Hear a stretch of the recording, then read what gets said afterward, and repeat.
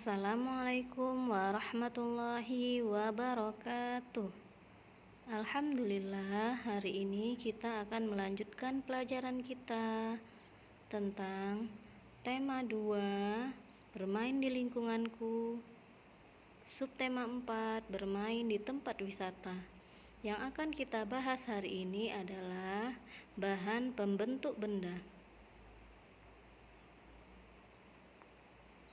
Bahan pembentuk benda ada berbagai macam. Yang pertama, terbentuk dari bahan plastik. Yang kedua, dari kertas. Yang ketiga, kaca. Yang keempat, kayu. Kita bahas satu persatu. Bahan pembentuk benda yang pertama adalah plastik. Kelebihan benda yang terbuat dari plastik adalah: yang pertama, bahannya ringan. Yang kedua, lebih murah. Yang ketiga, tahan lama. Yang keempat, anti pecah. Dan yang kelima, kedap air. Manfaat plastik. Bahan plastik banyak digunakan untuk perabot rumah tangga.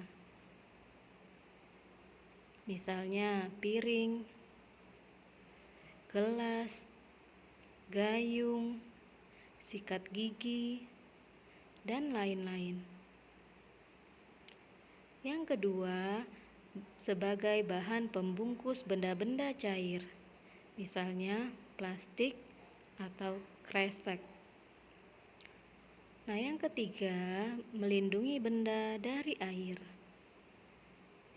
Yang keempat, sebagai penutup makanan, misalnya tudung saji yang dari plastik. Berikutnya, melindungi makanan dari lalat atau dimakan kucing. Bahan pembentuk benda berikutnya adalah kayu. Kayu banyak dimanfaatkan oleh manusia untuk perabotan rumah tangga. Kelebihan benda yang terbuat dari kayu: yang pertama, berbahan keras dan kuat. Yang kedua, anti pecah. Yang ketiga, tahan panas. Yang keempat, mudah dibentuk menggunakan pahat, gergaji, paku, dan palu. Yang kelima, mudah diperoleh karena diambil langsung dari alam. Nah, ini contoh benda yang terbuat dari kayu, yaitu kursi, meja, lemari, pintu, dan lain-lain. Nah, bahan pembentuk benda berikutnya adalah kaca. Kelebihan benda yang terbuat dari kaca: yang pertama, memiliki sifat tembus pandang.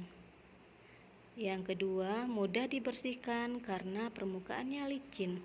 Namun, benda yang terbuat dari kaca juga ada kelemahannya. Apa itu? Benda yang terbuat dari kaca mudah pecah.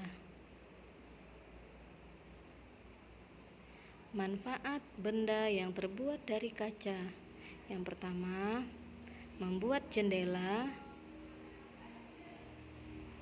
Yang kedua, membuat akuarium.